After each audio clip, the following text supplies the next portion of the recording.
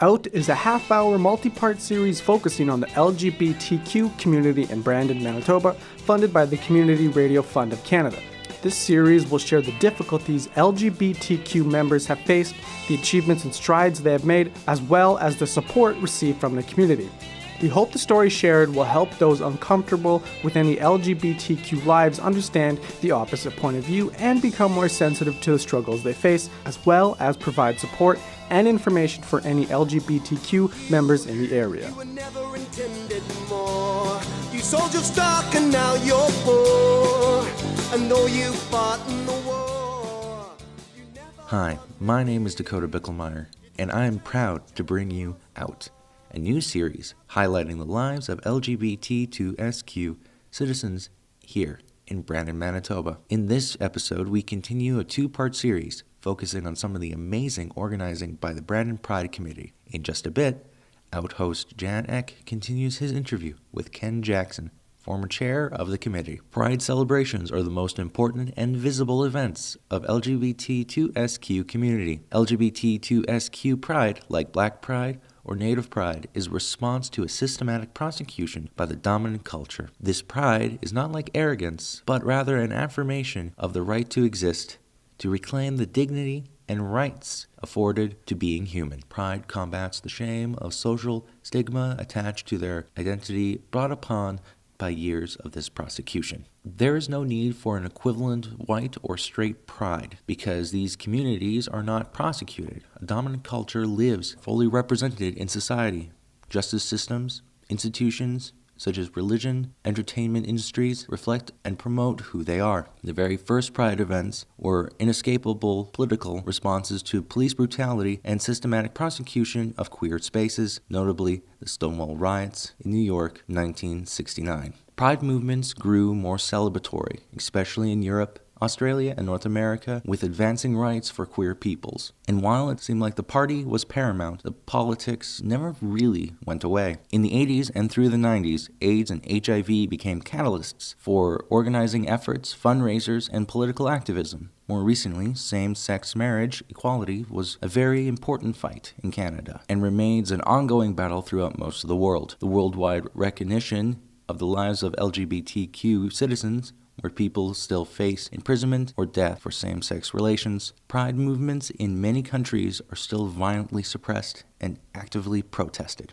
LGBTQ Pride celebrations in smaller communities such as Portage La Prairie have faced many protesters since beginning celebrations 2 years ago. Many in the Pride community suggest that in these hinterland towns is where the importance of Pride is really evident.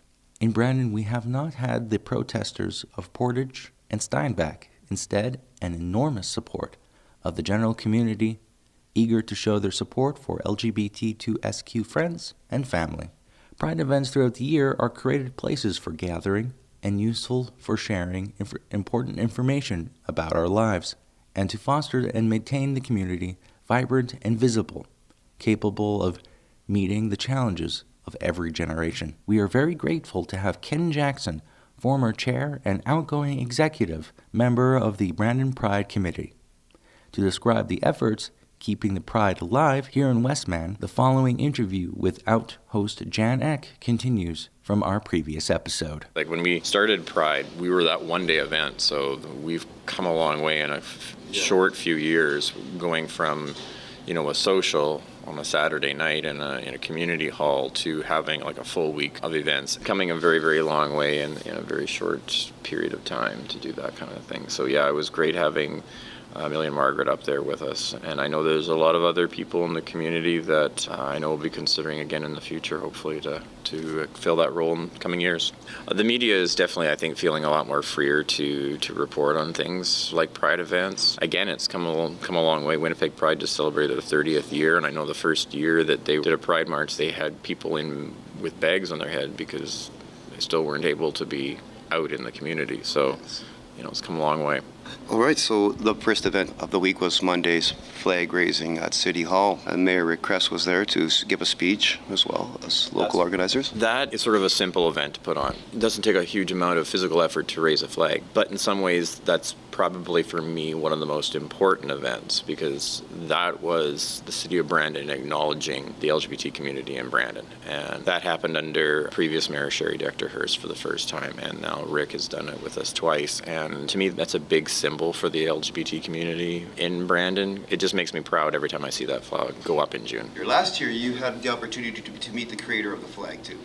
Yes, Gilbert Baker, I did get a chance to meet with him when he was visiting Brandon. It was sponsored through MGEU and the unions, and I think that made it quite a bit more special to raise that flag, having met him and having heard him speak on some of the first Pride events that he was part of, the fact that he knew Harvey Milk and was asked to create this image for the LGBTTQ community. It added a personal touch to raising that flag every year. And unfortunately, of course, too, we were sad to lose Gilbert this year, last February, but he's left us with something that's going to go on and on. Tuesday, we had a couple of events. We started with Lunch and Learn with Ray Hutton, who discussed accessibility sports programs for trans people.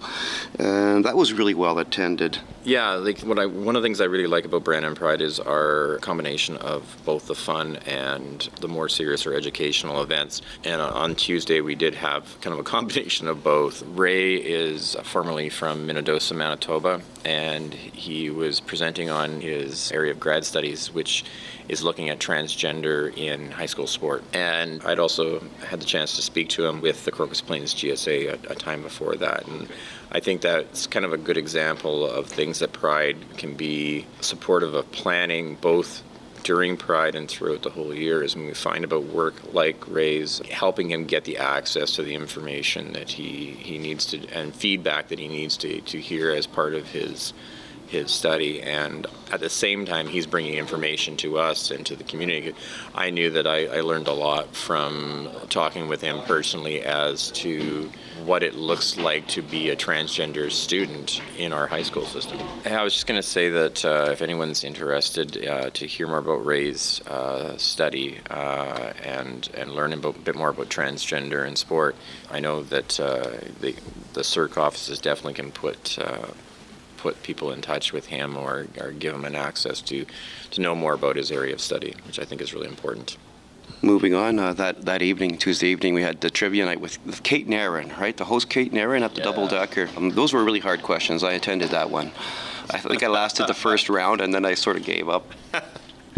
Yeah, Kate and Aaron are great supporters, and Kate's definitely would end up supporting us throughout the week through the karaoke, as well as she's one of the curators for the Art Gallery of Southwestern Manitoba, and they did an event for us as well too. For me, Pride has always been a combination of the serious and the celebration. So I think that Tuesday is a pretty good example where we start with Ray and learning about transgender in high school sport, but we also have an event where the community can just come and let your hair down and have fun. And I know that Kate always endeavors to add some LGBTTQ questions into the mix. So in a way, we're also still learning a little bit too. So Wednesday was movie night at the Evans Theatre. We got to see Fire Song, which was a pretty inspiring movie, a Canadian-made movie, a First Nations subject, First Nations director, Garnet Jones, I believe his name was. No, I don't have it in front of me. Yeah, Fire Song was quite an event, and it was really quite amazing to have the director there to do a Q&A as well too, and it was really great teaming with the Evans Theatre there, who also help us throughout the year with things like Rocky Horror Picture Show, and bringing something to Brandon audiences that they wouldn't normally see on a regular basis. And then on top of that, getting to talk to the director and talk about LGBTTQ issues in the Indigenous communities and what that looks like to an Indigenous Canadian. There was an event at the library, storytelling. We did a Pride story morning at the Brandon Public Library. I think it was one of those events where it really seemed that there was an interest from their side or their perspective of doing something for Pride, and it kind of got started a little bit because of the move in certain centers like Winnipeg there's been a number of centers that have done drag queen readings at Public Library. I know in Winnipeg, a number of the local drag queens and performers came in and read stories to children. Ours wasn't quite drag yet. Who knows, that could come in the future. But I had the chance to go in, and with one of their programmers there, we took part and planned the early years children's reading section. So we had, I think it was 9 children that day, and they're all under the age of kindergarten, which is really kind of cool. So we found books to read them about that have a message of inclusion, including a book called This Day in June, which is specifically about pride and what pride might look like to someone of that age. And then we did a rainbow craft with them as well, and gave them their own little pride flags. So I know a couple of them, the parents were going to be bringing them to the parade that Saturday, so they would have their own pride flag for the march. It was really quite something, a very wide mix. So we had kids that were quite obviously from different ethnic families as well too. So I think that the better our younger people are educated as to what the LGBTTQ community looks like, why we do this in June, as well as when they get a little older, like learning about LGBTTQ issues and seeing news stories and that kind of thing, that we're going to have a much more inclusive society, a much more compassionate society. And I think this was a great way of starting that off. Making your mark reception at the Art Gallery of Southwestern Manitoba, that was an also really well-attended event, and there's so many youth participants in that one as well. That was really neat because the Art Gallery of Southwestern Manitoba this year encouraged queer artists to participate in this exhibition, as well as young people. I know that a number of the kids from GSA at Crocus had pieces of artwork, of their artwork, and just giving them sort of a blank palette in which to showcase first of all, their artistic abilities, but also basically putting themselves out there and just putting themselves up on a gallery wall. I know some of the kids that I work with at the high school level, that's a pretty big step, is doing something like that. So that was a really cool event, and I'm hoping that we can hopefully partner in some way with them in the future. I really appreciated the campy additions by the Brandon Pride Committee, actually. It was funny. I actually couldn't, because of a work conflict, I couldn't go to the opening, and I went a little while later and viewed the exhibition after Pride was done, and I was quite proud of my fellow Pride members for putting themselves out there too. Clever things. Yeah. All right, that same evening, that was Thursday night, this June, there was karaoke again at Double Decker. So Double Decker was an awesome partnership this year as well. It's a really good venue with us, Forrest. They've been on board with us now for a few years, and also allowing us to create gender-inclusive washrooms within the facilities, and being a very good supporter of the Pride movement here in Brandon. And again, it's kind of a fun evening where people can come out, kind of let their hair down, be themselves. And they supported Pride both at Trivia Night and at Karaoke quite successfully. And I know we're going to talk how Pride markets itself now through the T-shirts and stuff like that as well. And that kind of gave us an access to show those to the community too, and get support that way. Well, thank you, Fez. Thank you, Alan, from Double Decker. Friday night, board game night. That was the I Want This Stuff? Also known as Board Game Empire, or I Want That Stuff. Pride has, for the last number of years, has endeavored to not just have events that you have to be over 18 to go to. And the Games Board Night is one of those nights where we can open it up to the wider community. And I think there was about 60 people came to the board game night, and a lot of them again were our under 18s. A lot of our high school kids came in, and that's really neat, giving them the type of event that they can participate in, as opposed to the social or bar events. So again, Pride trying to create something for the community as a whole, and look at the different areas of our LGBTTQ community that want events and stuff to go to. Oh, great. So we reached the big weekend, and it started on Saturday with the Pride March that began at City Hall with speeches from organizers, from politicians, from our grand marshals. It was packed down at City Hall. It was overflowing, actually. Yeah, we've kind of in 3 years have gone from the estimated 250 to 500 to this year they were estimating that we had about 1,000 people in the march. The one thing I've enjoyed about the march is that we call it a march, and I think it's got a very much maybe a bit stronger of a personal feeling to it than I've been to Toronto for their Pride Parade, and I've been to Winnipeg a number of times. That was the first one that I had ever gone to, was Winnipeg's.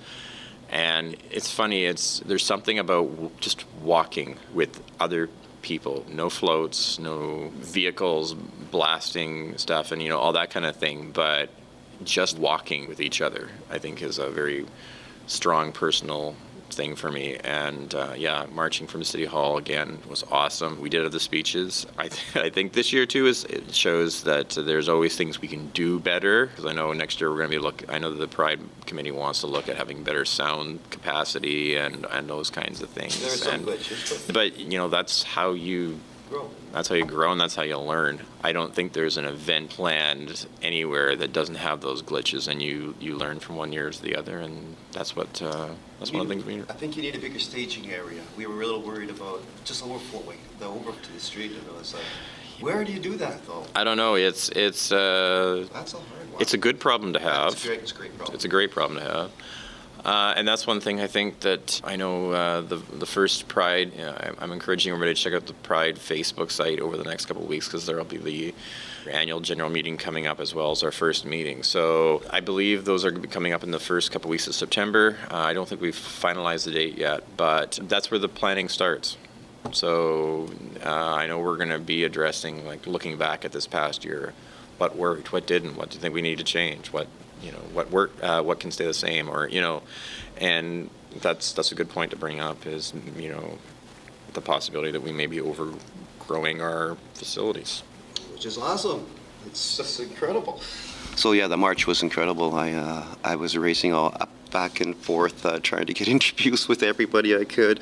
The vibe was really nice. It ended up at Stanley Park. I would like to see a year or two that when we get to Stanley Park, we can have those water parks going for the kids, given hopefully get good weather like we've gotten the last few years. No, the march to Stanley Park was awesome. We saw groups like Manitoba Teachers Association, MGU, local politicians, members of our mayor walked with us, and it's a really important event to see that how strong an ally group that we have in the Brandon. So you don't have to be a member of the LGBTTQ community to come out and join us in that, and a lot of our friends and family and supporters come out that day too. So the park event is sort of a free event that we do. This year we were very lucky to have different performers with us, including the Sunshine Girls from Winnipeg, under the directorship of Levi Foy. We also had Ray Spoon, which was a big coup for us, and getting a performer of her caliber to join us and perform for us. It also was a great opportunity for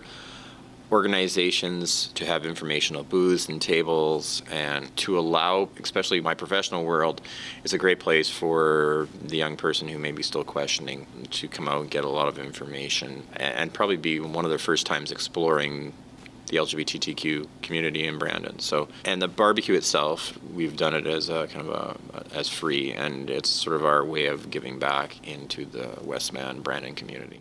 And that evening, the Pride Social, I did not attend.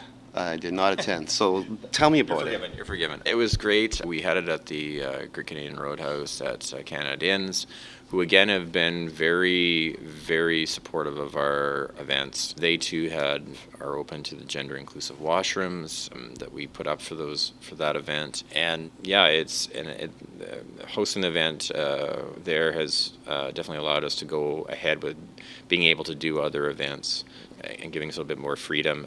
It's another night where, again, the community can let its hair down and celebrate who we are. How was the attendance? I believe it was around a couple hundred people, 200 or 300 people. So that was we were quite happy with that too, kind of thing. And from our young to old, they were kind of, everybody was out there and they were enjoying themselves and dancing and mingling and getting to know each other. So it's a really nice social event to help end the events during the week. Pride weekend didn't stop at Saturday, and no, it was kept going. It was a way to close it. Yeah. Did you attend the Knox United Church? I didn't go to Knox this year because of a conflict, but I have gone other years, and they are a very supportive group. Out of that church community has come PFLAG. That's Knox United Church. Yeah, Knox United Church, and they did have another service, a Pride service this year, and they are supportive. I know that they've offered us the venue in case of rain dates, and they always have a table, an informational table about their church, which is a fully affirming church of same-sex marriage and same-sex families. So they are a big entity in our group, in our community, and I think, especially with the inclusion of PFLAG through, which is parents of lesbian and gay children, they just do such really good work over there for the community. And that evening we had Michelle McHale speak to us at a small group, and it's something that on a personal level I'm looking at whether we can get her back into our community to do another presentation. How was turnout? Small. It was small, and part of that was because it was Sunday, but she is a really, really amazing person to listen to and to talk to. Michelle is one of the main reasons for the creation of the Steinbeck Pride, and her personal story of what she's had to do had to overcome in a same-sex relationship in response to seeing that her kids have a fair education is a pretty overwhelming story. And just what they've had to do to get Pride started in their community. Every community has its own kind of hurdles and battles, and she's definitely done some amazing things in that community, and it was quite overwhelming listening to her speak. So that's something I would like to see again, for us to get her back into the Brandon community to talk to us again. Oh, right. So that was a jam-packed schedule of events for Brandon Pride 2017. Do you have any highlights yourself, Ken? Well, like I said, the flag raising is always a bit special to me. The announcement, of course, of Millie and Margaret as our Grand Marshals was really moving to see how the community rallied around those two ladies. The march, when we started doing the march, we had shown reservation in doing a march many years ago because we were worried, what does a march look like if 10 people come out? And to see 1,000 people come out was absolutely amazing, and seeing how much we've grown in just those 3 years. So, but I think all the events have some little thing that happened at every one of them that I could point to. But yeah, I think it's just the week as a whole of just really hard work on the part of the committee and putting on a really classy event. As a quickly growing event and organization, what challenges do you face? We've talked about a few of them, and what are things you would have done differently? We've talked about the sound system. We're going to get that sound system for next year. I know that. Yeah. Well, it's no event, no committee ever is stagnant. It doesn't stay the same. It might have some similarities from year to year, but no. I think the real challenge for something like this kind of event for Pride is how do we evolve to help an evolving community. We talk about the LGBTTQ community, but we have so many groups within the LGBTTQ community, and how do we best serve all of those groups? How do we encourage more involvement of our recent immigrants? How do we strengthen ties or improve ties with local services? How do we involve our older LGBTQ population? How do we get our high school students more and more involved? Those are the things we strive to deal with, or Pride strives to deal with on a yearly basis. And we are affected by things that happen in Pride and in the LGBTTQ community wherever it is. So, this year we saw a lot of news coming out of Toronto. We saw a lot of news coming out of Vancouver. We saw stuff happening in the States with different Pride organizations and like-minded organizations. And we have to always keep the realization in our heads that those things affect us too. And for Pride to go forth, we have to have those conversations. And then on top of that, every community has its own hurdles that are themselves. And I'm sure, that there'll be issues in the future that Pride has to kind of look at and figure out how they respond to those questions. Well, you sort of answered this question, but I'm just going to ask it, and if it prompts anything, that's good. If it doesn't, that's good too. How are you looking to grow into the future? Well, I guess the easy answer is we just want to bigger and better. I think, and this is more of a personal feeling myself, and we've talked about this loosely in group discussions and stuff like this, and I've somewhat mentioned it here, but I really like the connected feel that our event has, and I love the fact that different groups and organizations, including commercially, are becoming more and more involved with Pride, and I think that's a hugely important thing. The bottom line is you can't just put on an event. You need support, whether it's financially or in other ways as well too. But it'll be that struggle to keep that more community-based feeling about Pride. And a big thing for me is the march, like I said, and just being able to walk hand in hand, arm in arm, whatever, with members of our community as well as our allies in the community. I think it'd be great if we were bigger and better each year, but I want to make sure that we keep that community feeling in the group. Yeah, it kind of reminds me of a folk festival in a way. The Brandon Folk Festival is small, so it retains a sort of intimate vibe. And larger prides deal with this all the time. Winnipeg Pride has gone from, in 30 years, has gone from that first initial march to a 2-day weekend event, 2-day during the Pride weekend at the Forks, which is awesome, and events all over the city. And they have to discuss those same questions too, like how do we serve the community best? How do we make sure that we serve as much of our community as we can the best? I think those are the things that make us very, very similar in events, even though we're much different in size. Brandon Pride is made possible by a lot of volunteer hours. So let's try to convince some fabulous, enthusiastic people in this next section to volunteer for Brandon Pride.